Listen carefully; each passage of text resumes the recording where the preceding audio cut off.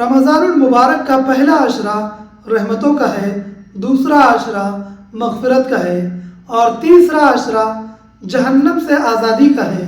اس ماہ مبارک میں اللہ تبارک و تعالی اجر کو بڑھا دیتا ہے۔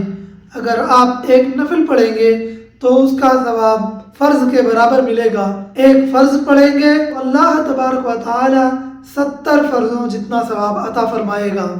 اور کریم آقا فرماتے ہیں، میری امت کو اللہ تبارک و تعالی نے اس مہینے میں 5 چیزیں خاص عطا فرمائی ہیں۔